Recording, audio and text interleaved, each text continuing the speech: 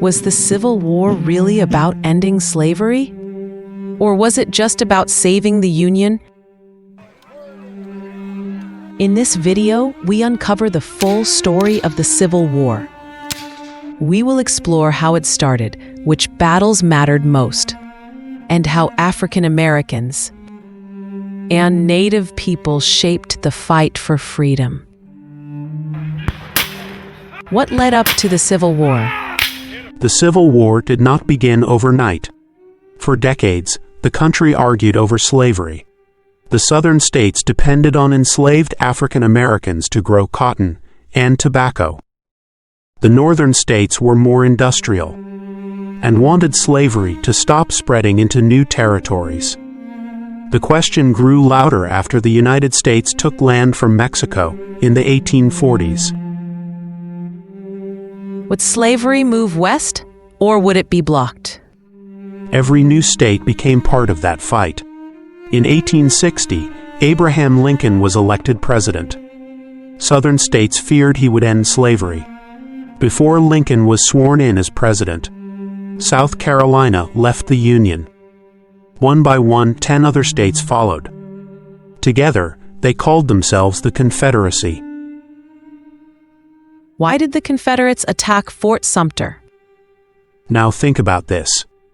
The first shots of the Civil War came in Charleston Harbor, South Carolina.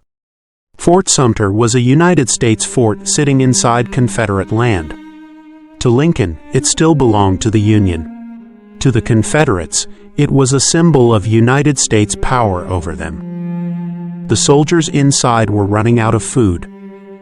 Lincoln said he would send supplies but not weapons. The Confederate leaders saw this as a challenge. On April 12, 1861, the battle began with a blast of cannon fire. The bombardment lasted 34 hours until Union troops surrendered. That one act turned a political crisis into open war.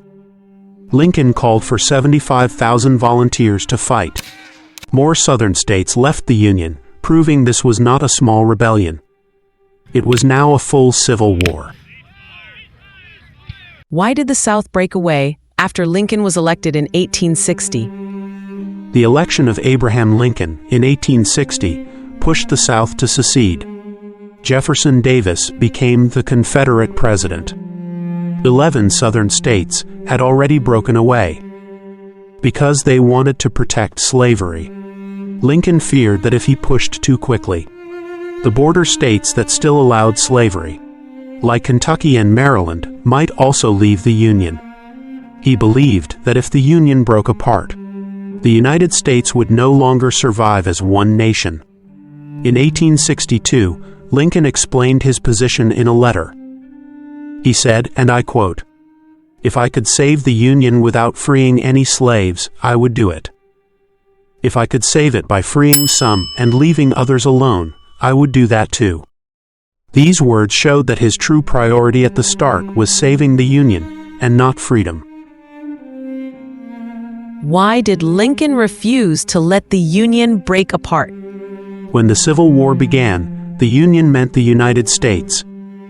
It was the part of the country that stayed loyal to the government in Washington. In 1861, the United States had 34 states. 11 broke away and formed the Confederacy. These were South Carolina and North Carolina, Georgia and Alabama, Mississippi, Louisiana, and Arkansas, Texas and Virginia, Tennessee and Florida. The rest, including border states like Kentucky and Maryland, stayed in the Union.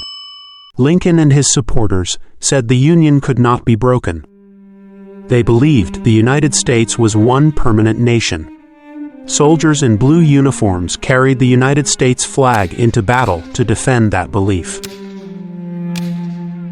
Did the Union mean survival for America? The war grew bloodier. The Union lost at Bull Run. Shiloh showed the war would be long and brutal. At Antietam, more than 22,000 were unalived, wounded, or missing in one day. Lincoln still held back from ending slavery. He feared losing the border states. But pressure was growing. Abolitionists demanded he take action.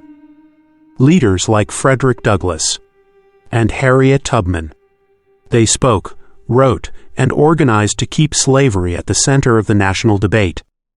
They published newspapers, gave fiery speeches, and pushed Lincoln to turn the war into a fight for freedom. Why were the battles of Gettysburg and Vicksburg turning points? Here is where everything changed. By 1863, Lincoln saw the Union could not win without attacking slavery. The South depended on enslaved labor. Without it, the Confederacy would collapse. On January 1st, Lincoln issued the Emancipation Proclamation. It freed enslaved people in Confederate states only. It did not free everyone, but it changed the meaning of the war. Now, it was about saving the Union and ending slavery. The 54th Massachusetts Regiment became famous after leading an assault on Fort Wagner. Also, major battles shifted the tide. At Gettysburg, Union forces stopped Lee's invasion of the North. At Vicksburg, the Union gained control of the Mississippi River, cutting the Confederacy in two. What role did African Americans and Native nations play in the Civil War? African Americans rushed to enlist. By the end of the war, nearly 200,000 black men served in the Union Army and Navy. They fought for their own liberation and for the hope of freedom for millions more. The 54th Massachusetts Regiment was one of the first African American units in the Union Army. In July 1863, they led a brave attack on Fort Wagner in South Carolina. They crossed narrow land under heavy fire and climbed the walls of the fort. Their commander, Colonel Robert Gould Shaw, lost his life in the fight. The regiment did not take the fort, but their determination showed the world that African Americans were ready to fight for their liberty. Their stand at Fort Wagner inspired thousands more to enlist and became a lasting symbol of African American heroism in the Civil War. African Americans in the Civil War were not only fighting for the Union. In the South, most remained enslaved and were forced into service. They worked as laborers for the Confederate Army, digging earthworks, cooking, and carrying loads. They served under bondage, not by choice. In 1865, as defeat closed in, Confederate leaders discussed arming the enslaved. Even General Robert E. Lee supported the idea, but it was too late. The war ended before any real units were formed. This showed the hypocrisy of the Confederacy. They built their cause on slavery, but in the end, they expected African Americans to fight for a cause that denied their own freedom. Native nations faced their own hard choices. Some sided with the Union, while others with the Confederacy. Many were forced into the fight through treaties or promises that were later broken. After the war, the Union Army turned west and broke treaty after treaty, taking native lands by force. How did the Union gain the upper hand? By 1864, the Union had stronger numbers and resources. General Ulysses S. Grant took command in the East. He pressed Robert E. Lee's army again and again, even with heavy losses.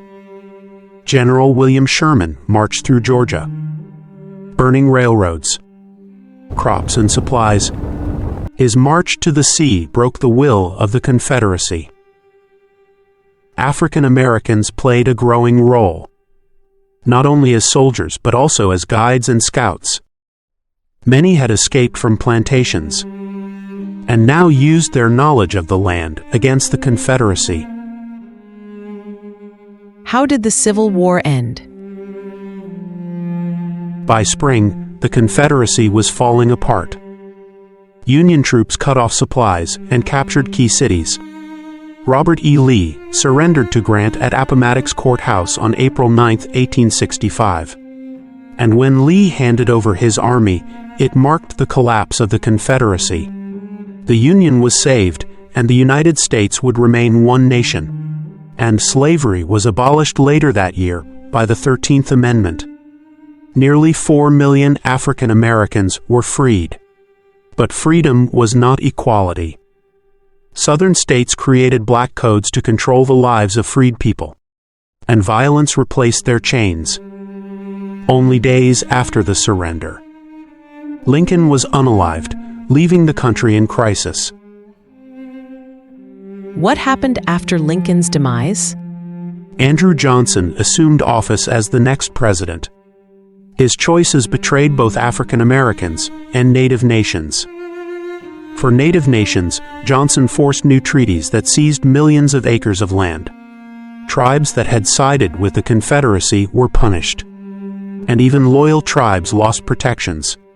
Instead of honoring agreements, Johnson's government opened native land to white settlers. At the same time, Johnson gave out thousands of pardons to former Confederates, generals, politicians, and wealthy planters who had led the rebellion were restored to power. Did history repeat itself? Just like Johnson gave power back to those who tried to destroy the nation, more than 100 years later, Trump did the same. He pardoned those behind January 6th and even placed a few in political roles. Different century, same betrayal of justice. Why do people still talk about the 40 acres and a mule? Because it symbolized a real chance for freedom. Land meant dignity and security. But Johnson canceled the promise, forcing African Americans back into poverty and sharecropping.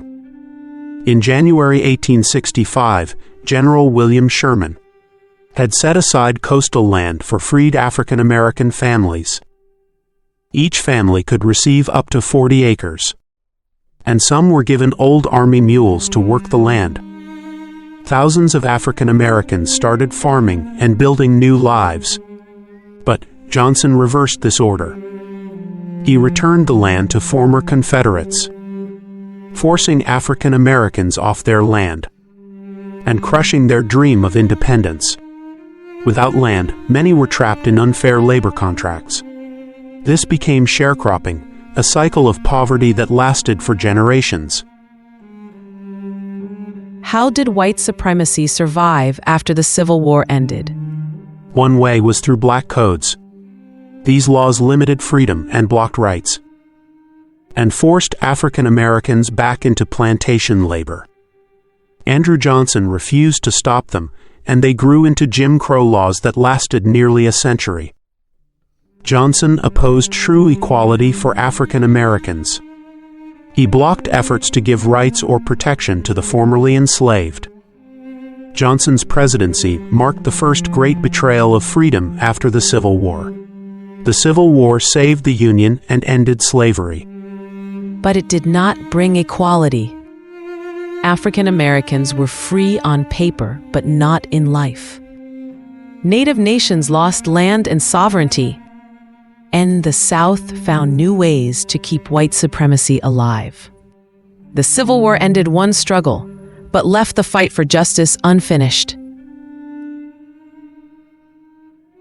Every war has two sides, the one polished for the books, and the unfiltered truth they tried to bury. Watch next, The Untold Side of War, where we expose the whole truth. That's a wrap, history seekers. Getting to the roots is where history comes alive. We uncover the truth about Africa, African Americans, and American history, one story at a time. Thanks for watching. Peace and love.